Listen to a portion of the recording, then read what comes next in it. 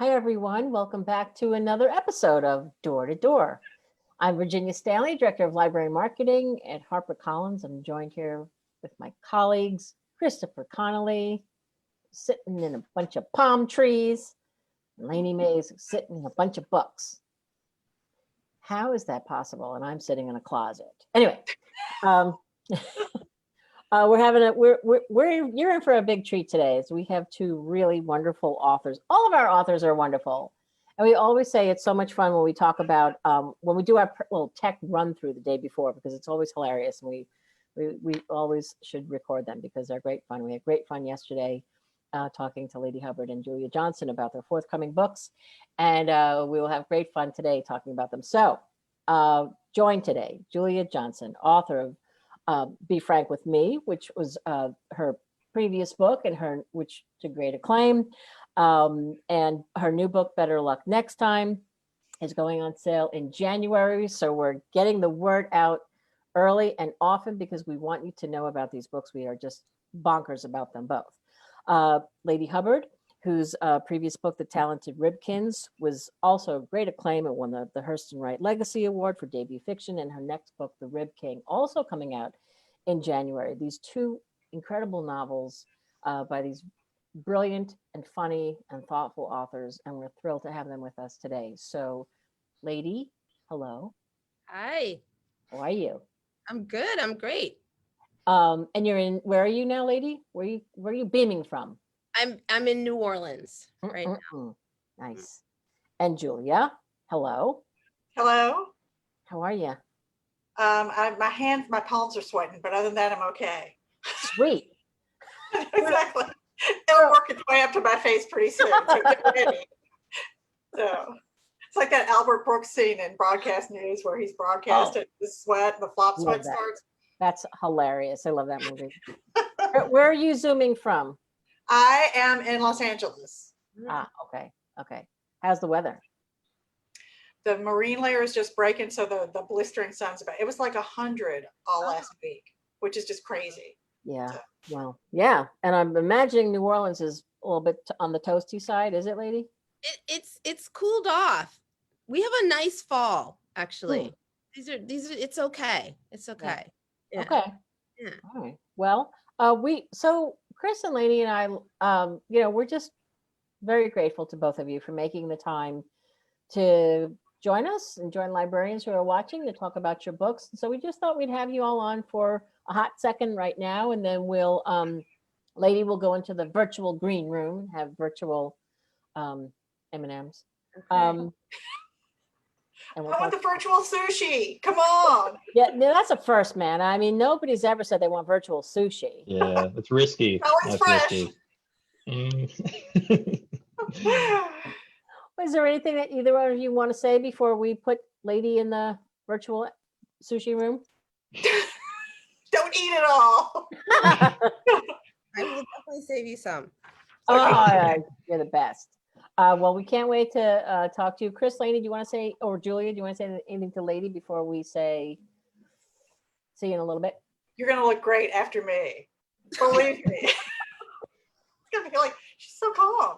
It's like she's not, doesn't have, I've been locked in a dark room for many months syndrome. So.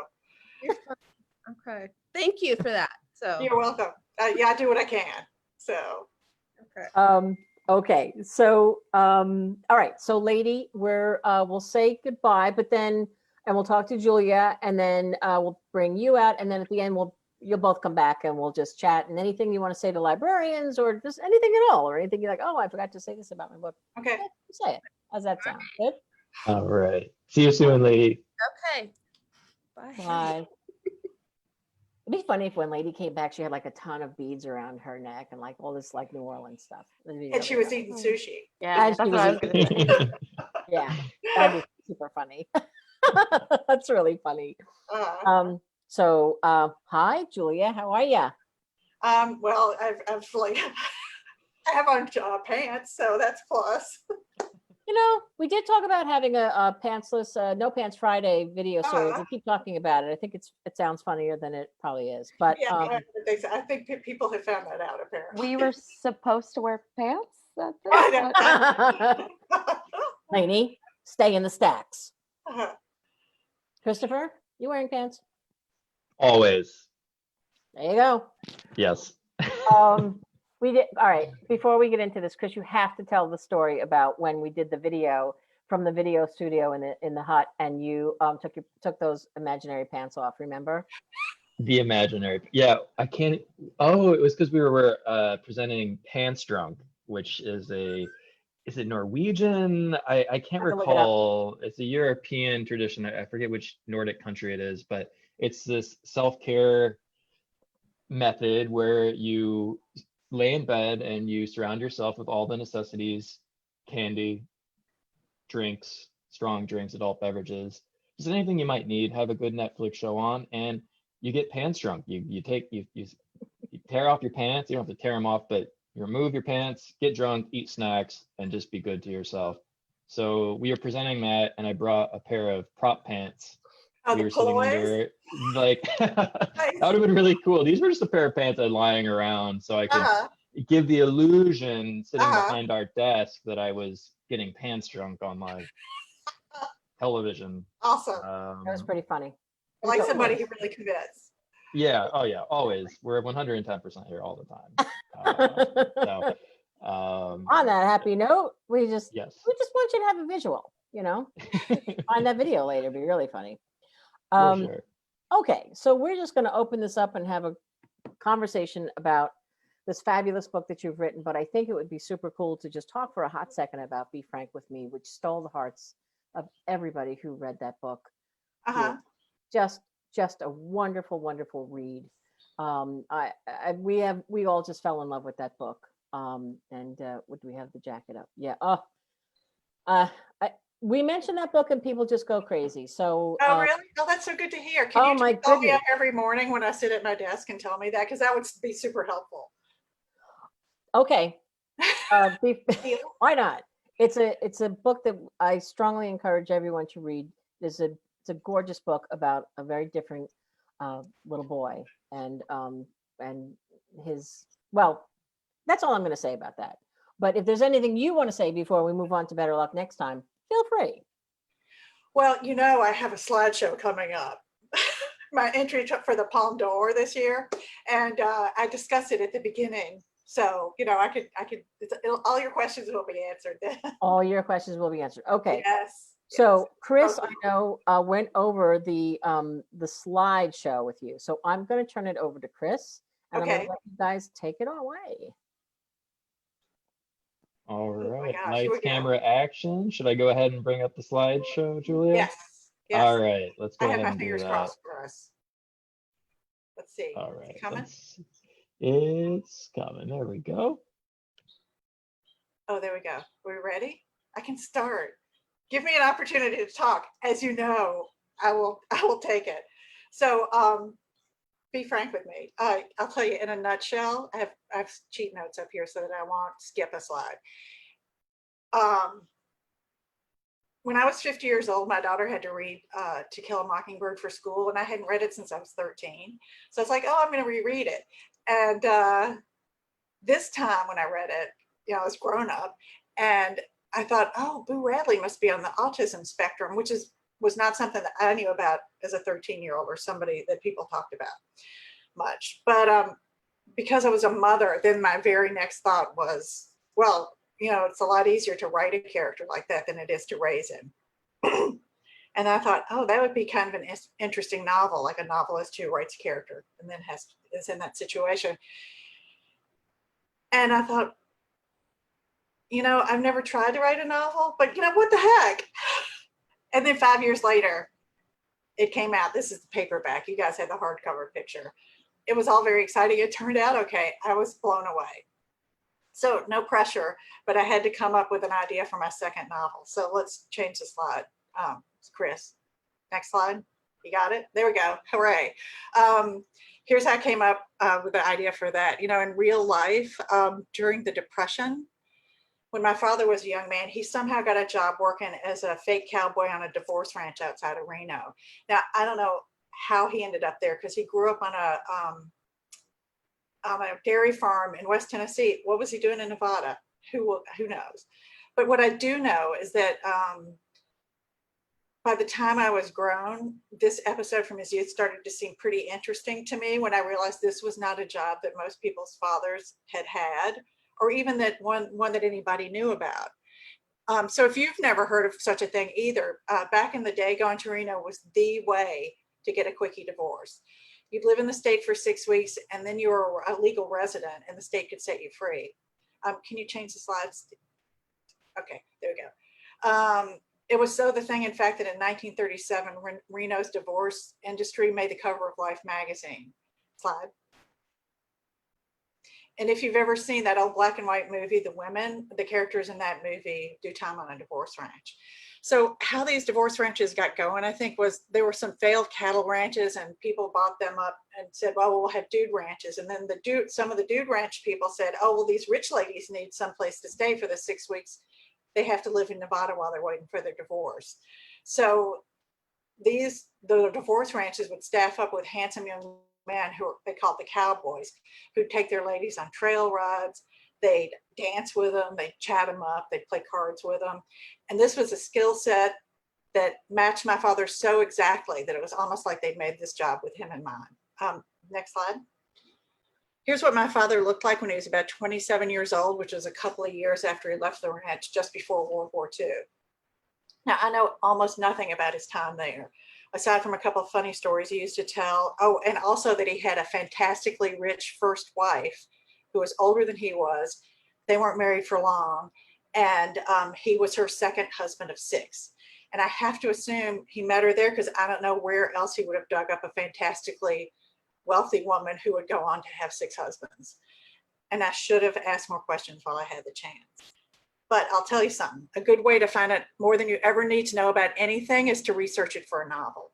So I decided my second book would be set on a divorce ranch in 1938 and told from the point of view of one of the cowboys. And I named him Ward Bennett, and he's a formerly rich college boy whose family loses all their money during the Depression, so he has to get whatever job he can to support his parents back home in Tennessee. So the story toggles between that summer in 1938 and 50 years later when Ward, who is a retired doctor, is living in an old folks home, and he's telling this Reno story to somebody who's come to visit him. My father was the jumping off place for Ward.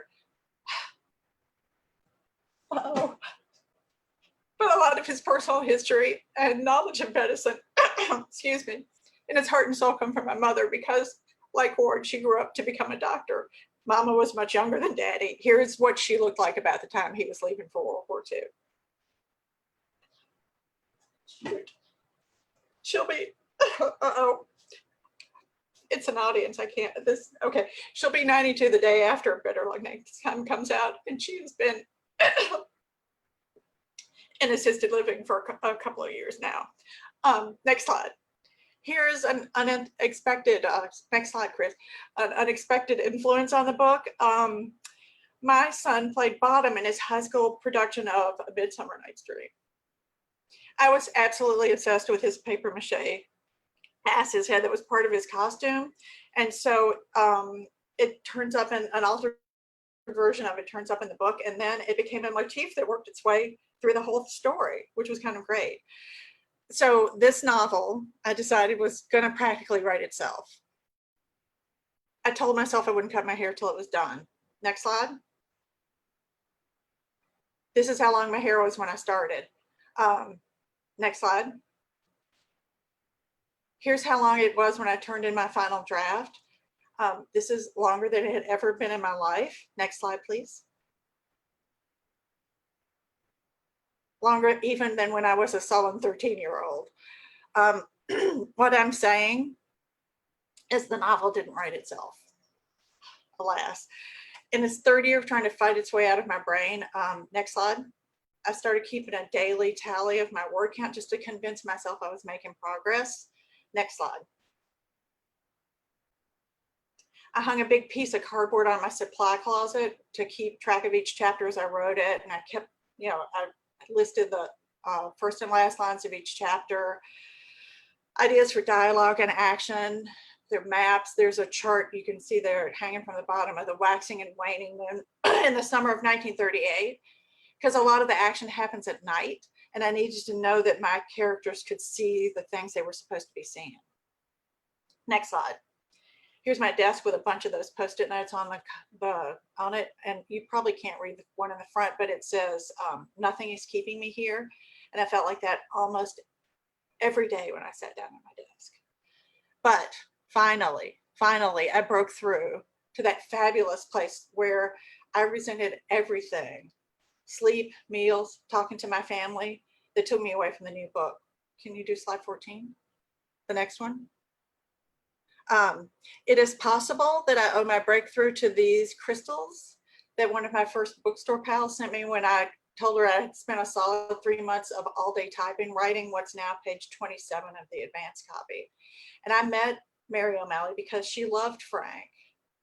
And let me tell you, if you love my children, real ones, paper ones, I love you too. Mary says she's very excited about Better Luck Next Time, and I believe her because, slide, you got it? She dragooned her best friend into doing this. And now what I love best about this story is that when her friend asked her where she planned to get a bow and arrow during a pandemic, Mary said, oh, those I have already. So now we can close the slideshow. It was worth it. And now I'm going to read a few paragraphs from chapter 5 for you. If I can pull it up here, let's see. Oh, there it is. Yay. And what you need to, the characters you need to know in this are Ward, who's the narrator, Sam, who is one of the other cowboys, Max and Margaret, who own the divorce ranch, and Emily and Nina are two of the youngest women who are staying there. Here we go. Oh, and this is from chapter 5 on page 47 of the advanced copy. The evening meal at the ranch was a ladies only affair. The cowboys playing waiter, Max in the kitchen dishing out what Margaret cooked, and Margaret seated at the table to make sure the meal and the conversation progressed smoothly. Back in those days, people were wild for themed parties. Most nights we could have gotten away easy with calling our dinners cowgirls and contessas. Guests who ambled around whistling Home on the Range with their thumbs hooked in their pockets showed up with their hands and faces clean, but their boots and trousers militantly dusty, while the ones who could hardly wait to shed their dungarees at the end of the day dressed formally for dinner. One of the contessa types, an effervescent older guest, whose real name I can't recall now, took Sam's serving fork and started shuffling through pieces of chicken on his platter. She was stoutish, but still light on her feet, which is something I knew from dancing with her many, many times over the course of this day. You must fall in love all the time here, Sanson, she said, giving him the full Delilah while she had him at her elbow. Nina rolled her eyes. She'd taken a dislike to that particular guest after the woman had made the mistake of telling Nina that she knew Nina's mother, and then compounded it by going on at great length about a picnic they'd both attended in Newport before the war. The War of 1812? Nina had inquired sweetly. You had to give that lady credit. She'd laughed good-naturedly and said, you'll be older too someday if you're lucky, miss. The hell of it is that you still feel young inside. After that, Nina had called her the Zeppelin, Zepp when she was feeling more charitable toward her. Buoyant, but what a gas bag, she explained to Emily. Watch yourself when you light a cigarette around her. She may explode if she gets too close to an open flame. See, that nickname stuck with me, alas, when the lady's real name didn't. Sam, whose real name was not even Samuel, much less Samson, had grown up the 8th child on a dairy farm in Butterfield, Arkansas, where he learned early on that the more you use your mouth for talking, the less of a crack you got at the victuals. Margaret remarked more than once that she felt Sam's being what you could call enigmatic made him seem even more like Gary Cooper than his looks did. Do I fall in love a lot? Well, yes, ma'am, Sam answered, but I try not to dig up more snakes than I can kill. The end of the reading, not of the book. So we got through it. Yay. Oh my gosh. So excellent. Oh, thank you. Wonderful, really wonderful. What a great presentation too. And it's, So there you go. Now you know everything. You know all my secrets. Sweaty palms and all. I love your children real on paper. I love that. Oh my God, it's so true. Like if you, Yeah. and there's actually in Frank, there's a joke about like how if you don't know how to talk to somebody, you talk to them about their children and then they like you. And their children could be monsters. But so Right. Exactly.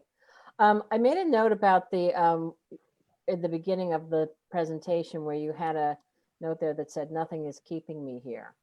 oh my God, it was so hard. It was so hard. Because like I wrote three, I don't know if I told you guys this the other day, I wrote three versions of this novel. They were half versions. And then I showed the first one to my delightful editor and she's like, oh, I don't know. I mean, you're all like asides and throwaway jokes. You're going to have a hard time with third person. So I was like, fine. Because I was trying to stretch and grow as a writer by doing third person. So then I did another version that was different.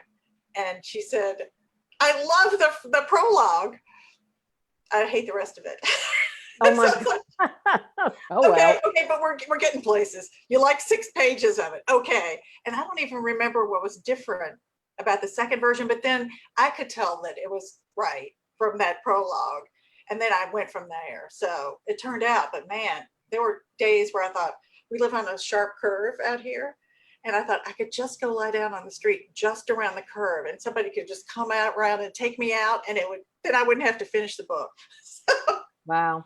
this is how much fun it is to be a writer. All of you people who are thinking about it. So But now you're done, and now now it's I'm in done. a short time it will be out in the world, and people can download it now. And Chris Laney, there are librarians who are joining in.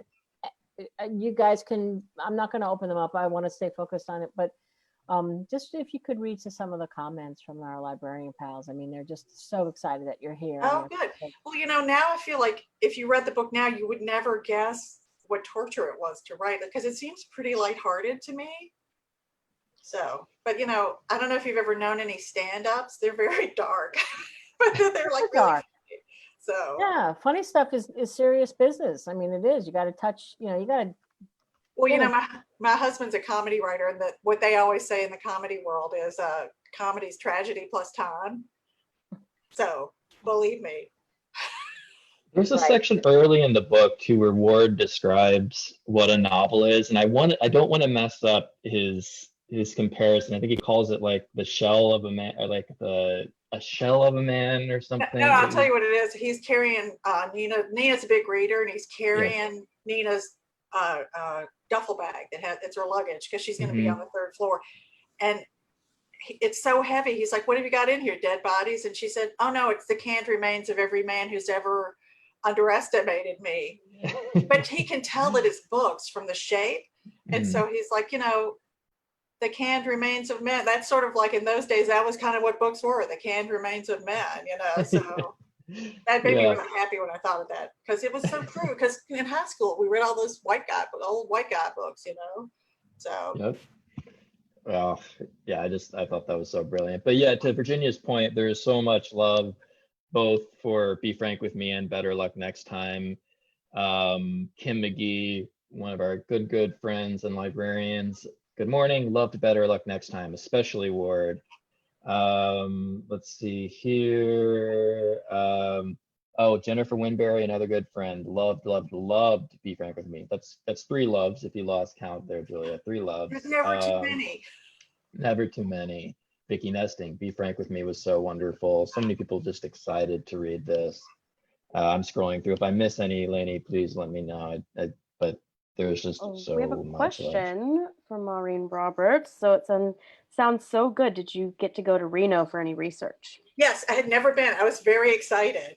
And I went to we stayed downtown. So I was right by like where the courthouse was and where the Riverside Hotel was. And, all the movie stars used to come from LA to get, because you could go by train. It was pretty easy. And they had an airport in the early days, which is, why Nina flies. But anyway, I could see exactly where things were. I counted how many courthouse steps there were. Because that picture of the Life magazine, she's kissing the column on the courthouse, because that was supposedly like what people did.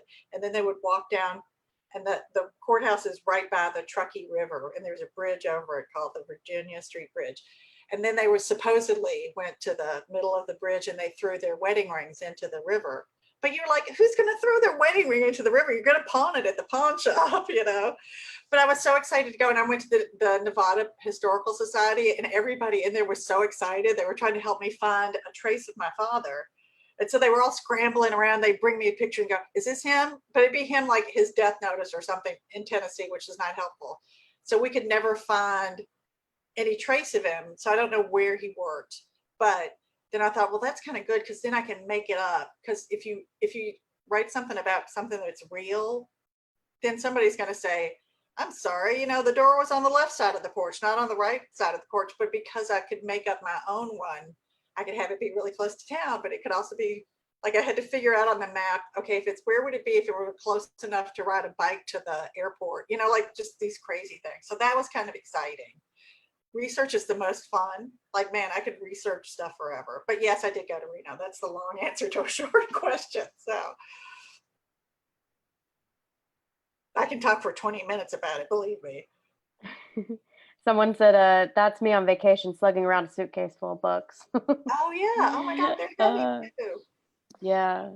I wanted to mention the for folks who have access to Edelweiss, there are some really interesting. There's a great press kit that's available on the catalog, and I think that you should all be sure to check that out. There's a great behind the book essay, an author video, and a digital press kit, which are just, I mean, the whole backstory, you know, is really so informative and wonderful. I just love it. Yeah, and seeing that, I usually have my hair in a braid, but I didn't want to like destroy my joke about how long my hair is. My hair is to my belly button now. Because, you know, I came out of writer lockdown because I'm super serious about my writing in April, and then the world was in lockdown. You know, I was like, oh, geez. So I haven't had my hair cut in like, you know, 3.5 years. Who knew it could grow so long? But it's like, it's a crazy thing. But yeah, no, it's, I don't get to talk to people outside of my house much. You can probably tell. Let me tell you what else, you know, here's what I had for breakfast. Anyway. Well, it's an extraordinary book. What do you hope that people take away from the book? What do you hope? What do you want them to take away from it? Oh my God. It's in that behind the book thing. Cause I think, you know, when I was thinking about what I was going to do, I have this friend who has a husband my husband is the nicest, cutest guy in the world. Sorry, Chris, but he's also named Chris. So that works out. And he's, you know, more age appropriate. Anyway, I have a friend in New York who has a husband who is every bit as nice as my husband. And we were talking about how lucky we were to be married to the men that we're married to. And she said, oh yeah, man, in life, whether you're happy or not doesn't depend on your job or your, you know, anything else. It's like, if you married the right person, you'll have a happy life. If you married the wrong person, you'll be miserable all the time. So, and I was like, gosh, that's so true. And my father obviously was divorced, and he really, he chose well the second time, I'm telling you, because she was the best. She is still the best. And my husband is my second husband. And what if, you know, my first husband, God bless him, was a lovely person, but he was not for me. And we would, you know, I'm sure we'd be miserable if we were married now. So he's had 3 or 4 wives at this point. So, but I got lucky the second time. Yoo-hoo! So, well, but that's what I'm taking away. Is like, you know, so much of life is luck, and that's why there's a big gambling motif in the book too. Because so I was lucky that Reno was a gambling center, because it really is gamble. Yeah, that's a good point. So I really enjoy the idea of like these men going and like doing all the errands for these women who are on this ranch. Like, I know you've talked about that, but what, like, can you tell people like what are some of the things that they make them do? I'm thinking like no shirts and. Oh yeah. So when I was thinking about it, you know, it's funny. I was halfway through writing this book, and I was like, and some of my favorite books are Remains of the Day and True Grit. And I was like, oh my God, I'm writing Remains of the Day meets True Grit. But it has a little bit of Gentlemen Prefer Blondes in it. And the cowboys are like the chorus girls. So they're like set dressing. So the guy said, and you know, Max says to Ward when he comes for his interview, like they make him take his shirt off so they can check out the package. And then he says, you know, when you're doing, if it's the weather's right and you're doing chores around the ranch, just take your shirt off. So, because they're figuring, you know, the ladies have not seen a lot of beefcake lately. So, and that's like, it really gets to him that, like, because he's a really smart guy. He was in pre-med at Yale, and suddenly he's like, you know, eye candy. And it was really messed with his head. And I think it messed with my father's head too, although he also loved it. But, you know, to be judged in a way that we ladies, you know, are often judged. Because I mean, come on, how could people not? So, but that to me was just, it was super fun to write that, where, you know, the roles were reversed. Right, So. right. Well, you know, this is just a delicious book. There's a lot here. It's a great book for book clubs too. And I think that we're just thrilled that you've written this book, and now it's out there, and in January it will be on sale. Now listen, Julia, you're going to stick around, right? Because we're going to. Yeah, yes. Oh, I'm excited. And now I'm going to try to watch Ladee on my phone. So if I don't mess up the signal. All right. So okay. Julia Johnson, better luck next time. That was amazing. Stay put. Thank you. We'll bring you back with Ladee to say one final bit of thought or whatnot. But really, that was so wonderful. Thank you so much. Thank you For that presentation. Okay, I'm going to have the sushi now. So. Yeah. Be careful. All right. Really. Yeah. See you soon. Okay. Love. That was wonderful. Yeah. So, Ladee, time for Ladee Hubbard. Yes. Is she wandering the streets of New Orleans? I hope she has a ton of beads on her. I bet she. Let's see. Ladee. All right. Yeah. See you soon. Oops. Okay. Hi. Hi. Wait, I was watching on Facebook. Let me see what I did. I think you're good. Great. Can you see me? Oh, okay. Yeah. Welcome. Hi. Great. That was really great. I loved the slideshow. Yeah, that was pretty cool, wasn't it? Yeah. Yeah. I thought it was interesting too, because it was just very moving. That when she was like, for example, the ass, when she mentioned that on her son's head, and because like it was very real for me, in terms of like that you have all these sort of strange inspirations, and then there's like really hard work of trying to figure out how to fit them all together and make it make sense. So that was very beautiful to me. I enjoyed that. It was very good. Yeah. And she's going to stick around. She's eating virtual shrimp. God love her. God help her. It's delicious. So. Wait, is it shrimp? Is that what she's having? Sushi. No, sushi. Yeah. Okay. So we're glad that you were able to watch that. And now it's your time to talk about the Rib King. So love this jacket. Do you love the jacket? Yeah. It was a lot of thought went into that. It was very hard to figure that out. So yeah, it's arresting. Really, it is. You know, and it does capture a lot about the actual book and the plot. There's actually a lot of plot in that picture, which is really interesting to me. So well, so let's talk about the book. This has been compared to Upstairs, Downstairs, and Parasite. I don't know how you feel about that, but that's what people are saying. Why don't you take it from here and tell everybody what you want them to know about the Rib King, which comes out in January. Yeah, well, I mean, in terms of the plot, it's a historical novel. It's set in an unnamed northern city at the beginning of the 20th century, and it's about an African-American man who works as a groundskeeper for a wealthy family, and he invents a meat sauce that becomes it's sold nationally, and it becomes very, very popular.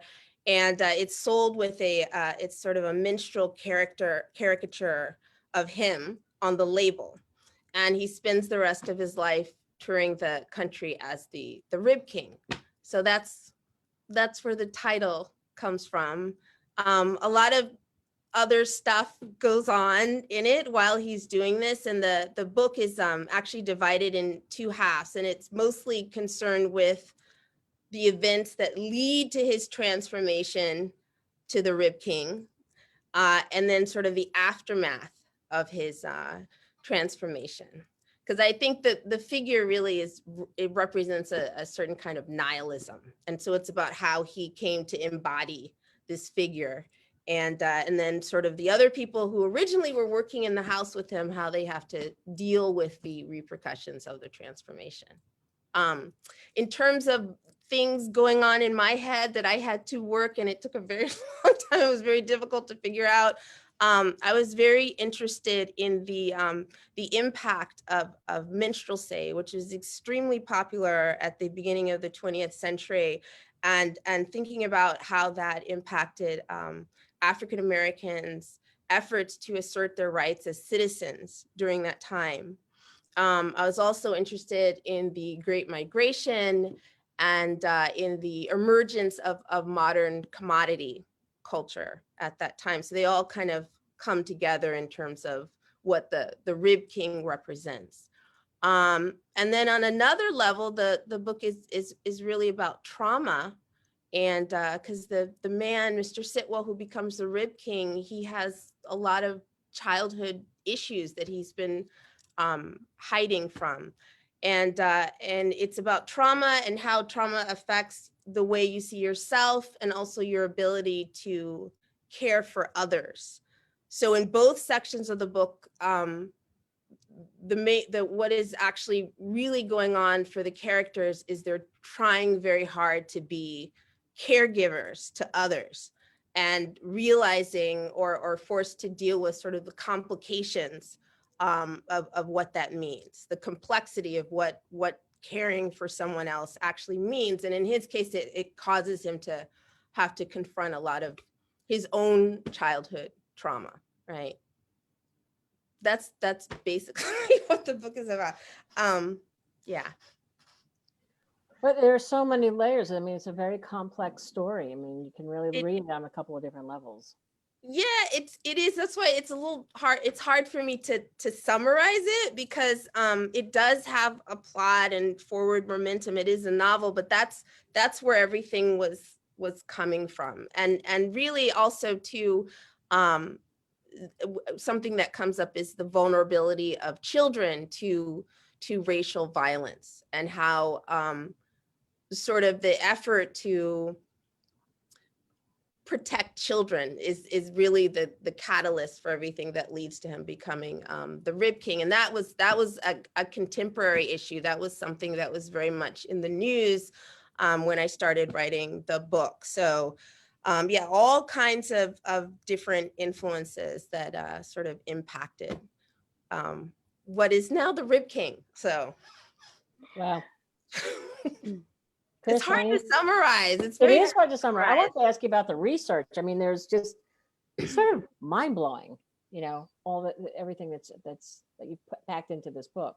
Yeah, I have a PhD, and my dissertation was on the Chicago World's Fair of 1893, which is very important in terms of the introduction of a lot of commodities and sort of pitching why, you know, the beneficence of capitalism. Now you have all these products that you can get as sort of a way to sell it. And so that was something that had been on my mind for a very long time. And because it was my dissertation, I have done a lot of research on that. And I find it really fascinating. And even because that was years ago when I did this, but then I was also really interested in how commodities, the idea of commodities impact sort of race and gender, like how identities were related to commodities at that time. So that it's weird. I try really hard not to write like a academic when I'm writing a novel. It's good for it that it was a long time ago. And then I think she was talking about how it was better to make up the ranch than to actually be there because you know, it's a totally different thing this is transformed for me a great deal. And so it's, you know, I have done a lot of research on a lot of things, but then I really try really hard to, in a sense, forget the literal facts of what I'm writing about and let it be more of like a feeling. Do you know what I mean? Or an experience of it. Yeah. So. Right. Because those are two very different things, They're obviously. very different, very, Yeah. very different. Yeah. So. Ladee, I'm curious. So obviously you've been working on this for a long time, and 2020 comes along, and a lot of the issues that you've been researching are kind of more part of the public discourse, I'd imagine, whether it's, you know, Black Lives Matter and how, you know, corporate America and those structures that are in place relate to that. Has your relationship with the book changed? I mean, how are you feeling seeing the book ready to be out in the world in the year 2020? Right. It's interesting because I was actually not in the country, so I was watching it on the news, and when I started writing it, because the Rib King was first a character in my previous book, but it was just sort of like an emblem of something for the characters there. He's like an ancestor, and it sort of represented how they deal with their own sort of fraught family history. But so that was like 2014, and I really was thinking about the Trayvon Martin case, which was getting a lot of attention at that time, and that's actually when Black Lives Matter as the hashtag, I first started seeing it. So I feel like these things have been going on the whole time I was writing it. It's just they've gotten a lot of it has gotten much more, I think the stakes for everyone has gotten a lot more overt as time has gone on, because that was a very different United States in some ways, or certainly it was described as very different from now. So yeah, I think that they've always been there. Those issues have been there for a while. It's a very interesting moment right now for the book to finally be coming out. So. Let's see. Oh, yeah, and just well, Vicky Nessing asked about your research process, which again, you've worked in academia, so you're well versed in this process. I'm curious, from the Talented Ribkins to this book, did your process change? Like, what kind of moved you from that book, which has some, I guess you could say, supernatural elements to it, to a more historical kind of epic in a way? Right.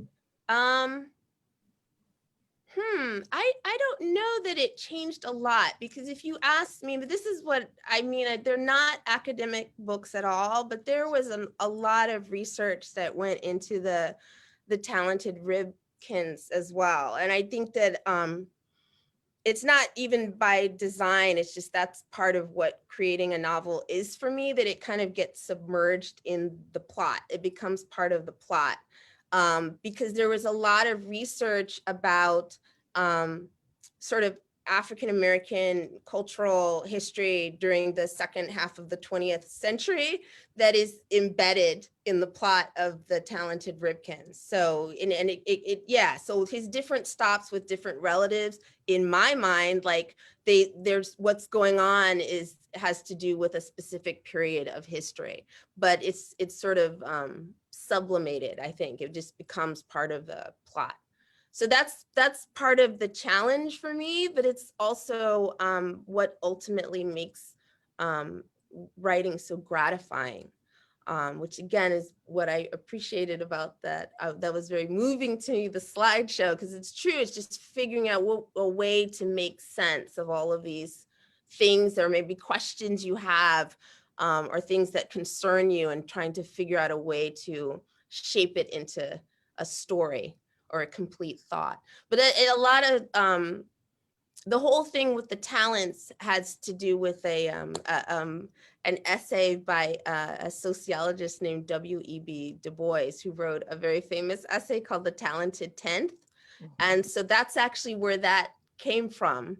And I just kind of literalized the idea. He's talking about the Black middle class as like the leadership class, and it's totally different. It's an academic, totally academic essay.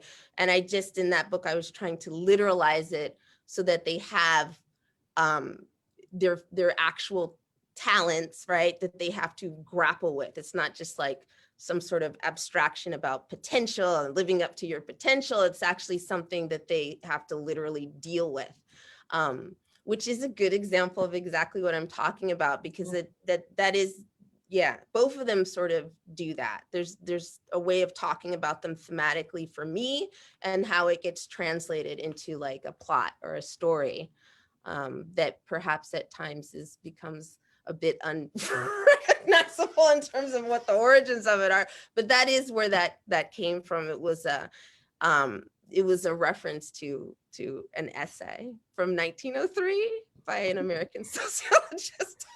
That is so cool.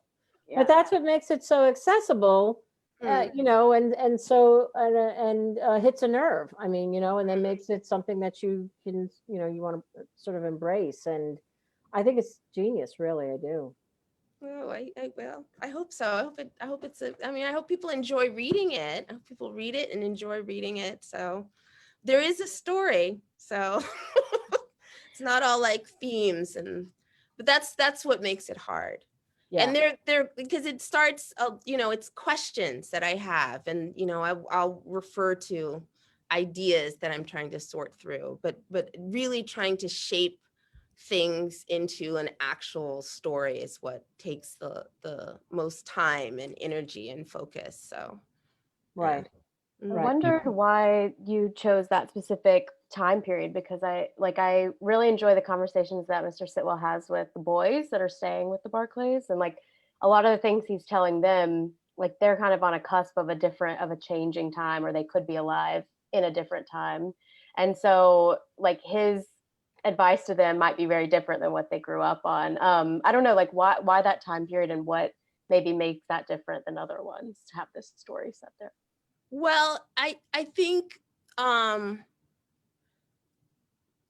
I wanted to talk about as much as some things have changed in 100 years, because it's literally 100 years ago, that there's so many things that really haven't changed in terms of people's experience of the world, and the type of anxieties they might have with respect to their children specifically. And I think I was really, that was part of why I wanted to think about these issues in terms of the Rib King, or a figure that existed 100 years ago, because that's something I was struck by when I was writing it. So obviously so many things have changed, but it is kind of astonishing that the things that haven't, do you know? Mm-hmm. Yeah. I think about his advice to the boys to kind of like keep their heads down, and I was struck by just how unfortunately relevant, you know, that fear of repercussions for just like looking a person in the eye, standing up for yourself. It was heartbreaking, but just brilliant. And also I just going back to what you said before about when you wrote this, I think you said you wrote it during the Trayvon Martin. Yeah, right after the trial for, yeah. And that you feel like it's even I mean, so many things haven't changed, but it actually it's gotten, has it gotten worse, or have more of the curtains been pulled back? I would say the curtains, because it is a progression. It did this, what, you know, I don't think any of this just started recently. I think that I hope it means that people are want to address what underlies the problem finally, do you know? Yes, Because, of course. it's yeah, I mean, I think that these issues have been issues for a very, very long time. So yeah, I think that it's a lot of stuff that maybe people don't want to deal with or work through, because it's somewhat difficult. But no, I don't think they're new at all. And that's again, that's part of why I was interested in the comparison between 100. What would you tell a child 100 years ago versus like today? I was very, very interested in that. And the other thing about, again, it was weird because I wasn't in the country. I was in Brazil actually at the time. And so I was watching everything on TV, and it was like international reporting on this. And I, again, with the children, I was very struck by, there wasn't a lot of acknowledgement that Trayvon Martin was, you know, he was a teenager. And I have teenage children, and despite what they might think, they are children to me, right? And so I think also just as a mother, thinking about sort of respecting the sanctity or whatever of being a child, and how that was very painful to me as well, right? That this is a confrontation between, so that was the thing too about him trying to be a caregiver to the 3 boys and just keep them alive somehow. So those were the things that were, it's weird. It's like historic issues and, you know, the Chicago World's Fair of 1893, and then like totally contemporary things that are going on today, like coming together in my mind somehow. Yeah. So. I guess I was thinking about what I thought you said, and you can tell me if I'm wrong, but I thought that you said when you were writing this, that the Trayvon Martin case, the world was different then. Is that what you said? No. Well, I meant like we had, like Obama was president in certain respect, and certainly the way people talked about race was different, right? Yes. So it was just a different, it's not that long ago, but I think the way people talked about certain issues was very different. I think people thought, or at least it was talked as if we've gotten past all these things, and then there's, you know, we haven't really. So, but I think people, you know, thought that or expressed that more than they do right now, which I understand now what you're saying. Yeah, that's what I get that. Yeah. Feels like a million lifetimes ago, doesn't it? It's not though. That's what's so wild. That's what's so wild about the whole thing. Okay. We can, this is amazing. Can you, so, Ladee, you're going to read a little bit from the book? Oh, I can read a little bit. I just had a, I was just going to read from the, you know, the whole book, and obviously a lot of, well, there's violence and other things that come of it, but it all started with Mr. Sitwell, again, making a choice to get involved with these 3 children. So I was just gonna, and everything that happens, the whole rest of the book sort of flows out of this one decision to actually get involved, because he works in a household where it's routine that they sort of adopt 3 orphans to work in the kitchen, basically. I mean, it's cheap labor. And that's how he started working in the house. And so I was just gonna read a little, the section that was about this moment where he makes the decision. So just short, okay. Mr. Sitwell cocked his head and looked around the hall, trying to find the other 2. Oh, he sees one of the, he's on his way home. He's just finished work. It's very late at night. He's going to take the streetcar, or the omnibus, which is what they called it back then, home. And he looks in the window of the house and he sees one of the orphans inside the house, where he's not supposed to be in the front of the house. Okay, so he cocked his head and looked around the hall, trying to find the other 2. The Barclays always brought orphans home in batches of 3, and following the example of the Industrial College, always between the ages of 14 and 15, making them old enough to work, but not so old that, in Mr. Barclay's view, the clay had so far hardened that it could not be reformed. For the past 20 years, they had been brought in at regular intervals to learn a trade under the supervision of the cook. Mostly they washed dishes, but by doing so fulfilled Mrs. Barclay's sense of charitable obligation. The current orphans were extremely close, and Mr. Sitwell knew that if he saw one, the other 2 were sure to be nearby. They did everything together, and in fact so favored one another that the first time he saw them, standing in a row on the kitchen porch with their hands clasped behind their backs for Miss Mamie's inspection, he'd had a hard time telling them apart. He'd soon realized that the easiest way to distinguish between them was to look for their scars.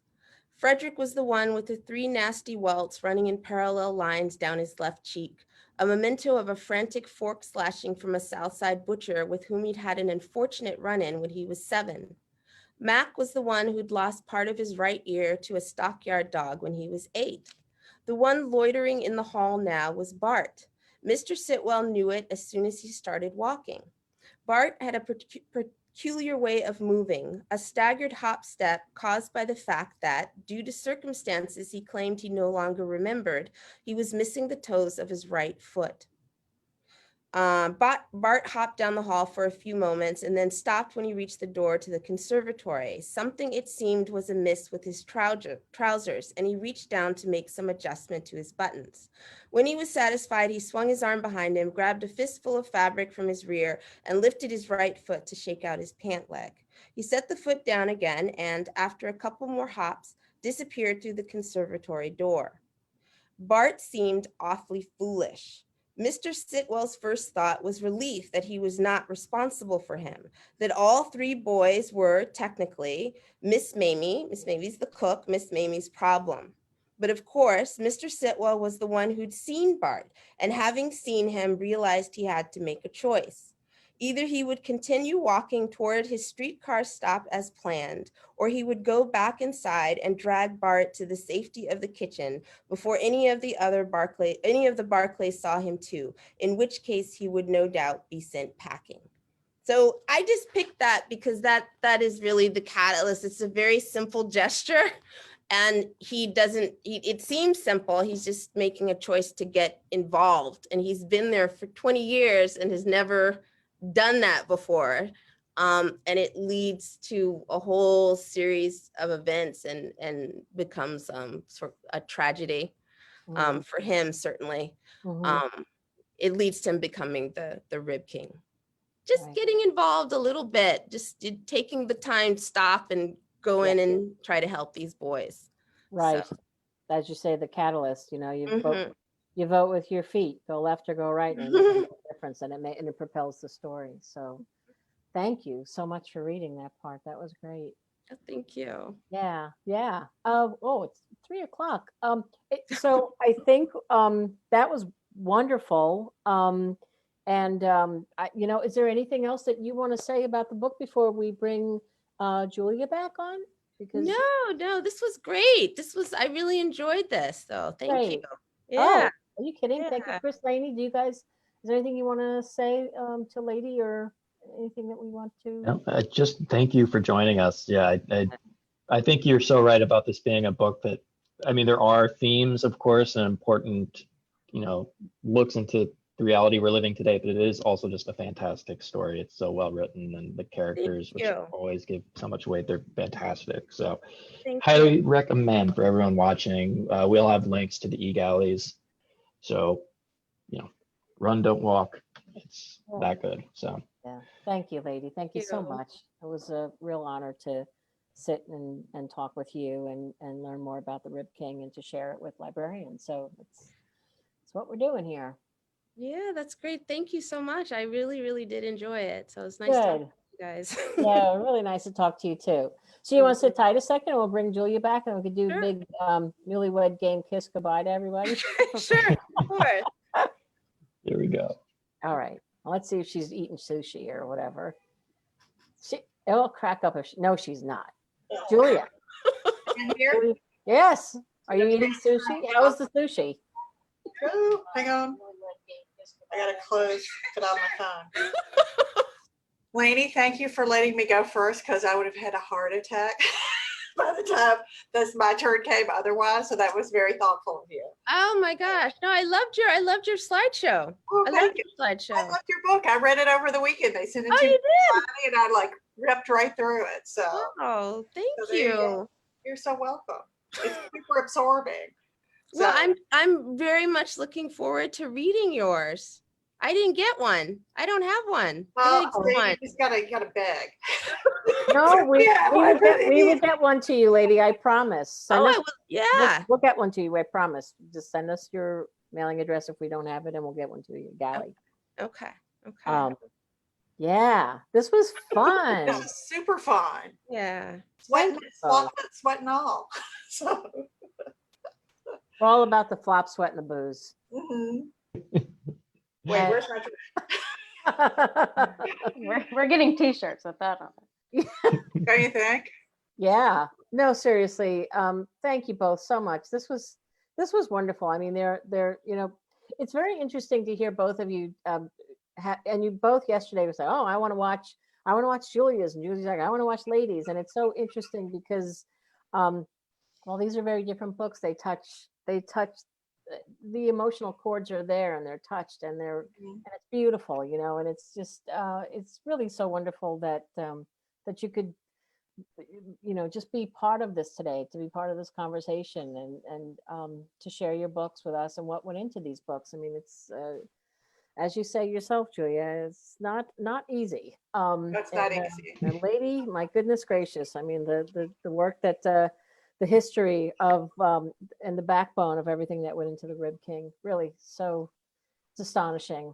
I think both of these books just touch such a chord, and thank you both for showing us what the books are about, and what people will take away having read them, and they'll be moved, and they'll learn, and they'll laugh, and they'll cry, and it's they're wonderful. So thank you both. Oh, thank you.